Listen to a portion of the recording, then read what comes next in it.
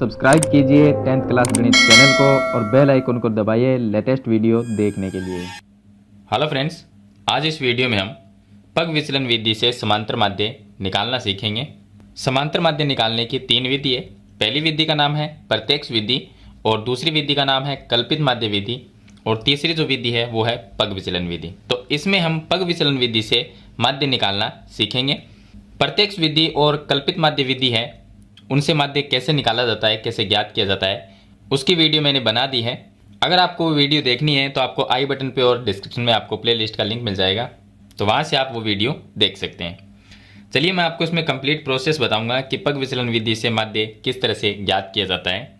तो प्रश्न में हमें दिया होता है, एक तो वर्ग अंतराल होता है और दूसरी बारंबारता f का मान होता है। तो वर्ग अंतराल यहाँ पर 100 से 150, 150 से 200 इस तरह से दिया गया है, यहाँ पर 300 से 350 तक। और बारंबारता का मान f है, वो दिया गया 4, 5, 12, 2 और 2। तो प्रश्न में इस तरह की सारणी दी गई होती है, उस सारणी को हमें इस सारणी के रूप में कन्वर्ट करना होता है। इस तरह से एक सारणी अलग बनानी पड़ेगी।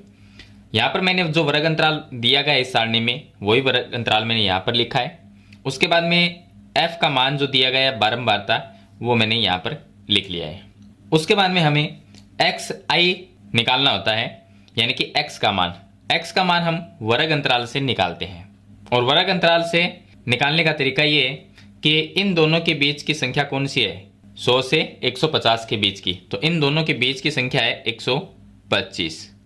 ये संख्या इन दोनों के बीच की है। या आप दोनों संख्या को प्लस कर सकते हो, 150 और 100, 250, उसमें 2 का भाग दे दो, 125 आएगा। फिर यहाँ पर ये हो जाएंगे 350, दोनों को अगर प्लस करते हैं तो, और फिर उसमें 2 का भाग देंगे तो ये आ जाएगा 175। फिर इन दोनों को प्लस करेंगे, 450 होंगे, और 450 में 2 का भाग देंगे तो ये आ जाएगा 225। उसके बाद में इन दोनों संख्या को प्लस करेंगे तो ये हो जाएंगे 550, और 550 में 2 का भाग देंगे तो आ जाएगा 275। उसके बाद में 300 और 350 को प्लस करेंगे तो ये 650 होंगे, और 650 में हम 2 का भाग दे देंगे तो ये आ जाएगा 325। तो इस तरह से हम x का मान निकालते हैं, मतलब कि इनके बीच वाली संख्या है। अब हमें निकालना है यहाँ पर u का मान। u का मान निकालने से पहले मैं आपको इसका सूत्र बता देता हूँ पग विचलन विधि का। तो पग विचलन विधि का सूत्र होता है x बार बराबर में a plus sigma F you. ये होता है सिग्मा एफ यू, यहाँ पर एफ आई यू आई लिख सकते हैं इसको, और बटे में होता है सिग्मा एफ, इसके गुणा में आ जाएगा एच। और जो कल्पित माध्य है उसमें यहाँ पर एफ डी होता है, तो हमें डी का मान निकालना पड़ता है। लेकिन पग विचलन विधि में यहाँ पर एफ यू होता है, तो यू का मान यहाँ पर निकालना पड़ता है। अब यू का एक सूत्र होता है एक्स माइनस ए बटे में एच। एक्स यहाँ पर ये सभी संख्याएं होगी, ए का मान, ए का मतलब यहाँ पर कल्पित कोई मान, तो हम एक्स की जो सारणी है, जो एक्स की टेबल है, उसमें से कोई भी एक मान हम अपनी तरफ से ले सकते हैं, जिसे हम ए का मान मान सकते हैं। और ये ए यहाँ पर है कल्पित मान, यानी कि कल्पित माध्य, कल्पित मान कह सकते हैं ए बराबर। अब कल्पित मान ए होगा, ये हमें एक्स की जो टेबल है उसमें से लेना है। अब इनमें से कोई बीच में से एक ले सकते हैं, जैसे कि हम 225 ले लेंगे, यहाँ से 225 ले लेते हैं कि ये हमारा कल्पित मान है, तो ये आ जाएगा 225। अब 225 है, और यहाँ पर ये जो वर्ग अंतराल है, इनके बीच में अंतर कितने का है, 50 का अंतर है, तो वो h का मान हो जाएगा, h बराबर 50। ये आ गया h का मान। तो चलिए अब हम u का मान निकालते हैं। तो x का मतलब है यहाँ पर x का मान 125, अगर x की जगह हम 125 रखेंगे, माइनस a का मान ये फिक्स रहेगा 225, तो 125 ये आ जाएगा, माइनस में 225 और बट्टे में 50।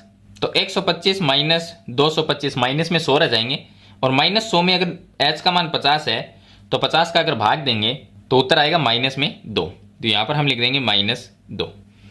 उसके बाद में x का मान 175 रखेंगे, और माइनस में ये 225 आ जाएगा, तो माइनस में रह जाएगा 50, और -50 में 50 का भाग देंगे तो -1 आ जाएगा। ये 225 है, x की जगह रखेंगे तो 225 माइनस 225, ए का मान भी 225 है, तो ये 0 आएगा, और 0 में 50 का भाग देंगे तो 0 आएगा। फिर यहाँ पर 275 रखेंगे x का मान, माइनस में a का मान 225, तो पीछे रहेगा 50, और 50 में 50 का भाग दे देंगे तो 1 आ जाएगा। आप रफ कार्य करके देख सकते हैं। 325 यहाँ पर रखेंगे, माइनस में 225 तो 100/50 होगा, मतलब 100/50 का मतलब हो गया 2। तो इस तरह से हम u का मान निकाल लेंगे। अब हमें निकालना है एफ यू, मतलब जो f की सारणी है वो और जो u की सारणी है वो, उन दोनों का गुणा। तो f और u का गुणा, f 4, u का मान -2, दोनों को गुणा कर देंगे, माइनस में 8 आ जाएगा। -1 को 5 से गुणा करेंगे, माइनस में 5, 0 को 12 से गुणा करेंगे 0, 1 को 2 से गुणा करेंगे 2 आ जाएगा, और 2 को 2 से गुणा करेंगे 4 आ जाएगा। यहाँ पर देखा जाए तो माइनस में ये दोनों संख्या माइनस में है तो ये हो जाएगी -13, और ये दोनों प्लस में है तो ये आ जाएगा 6। तो -13 और +6 अगर इनका हम जोड़ करते हैं तो उत्तर आएगा -7, जो कि सिग्मा एफ यू का मान होगा। तो यहाँ पर हम लिखेंगे sigma F you. Sigma F you का मान कितना आएगा, -13 और +6 करेंगे तो -7 आएगा। ये सिग्मा एफ यू का मान है, और यहाँ पर इन सभी को हम प्लस कर लेंगे तो वो होगा सिग्मा एफ का मान। सिग्मा एफ मतलब इन सभी का जोड़, जो एफ का जोड़ होगा वो सिग्मा एफ होगा। तो इनका जोड़ आएगा 25, यहाँ पर लिख देते हैं। अब इसके सूत्र में हम सभी मान रख देंगे। तो ये है x बार, तो यह आ जाएगा x बार बराबर a का मान 225, यह आ जाएगा 225 प्लस सिग्मा एफ यू का मान, ये सिग्मा एफ यू का मान है -7, तो इसको मैं ब्रैकेट में लिख देता हूँ -7 बट्टे में सिग्मा एफ का मान 25 है, यह आ जाएगा 25, गुणा में h है इसका मान 50 है, यह आ जाएगा 50।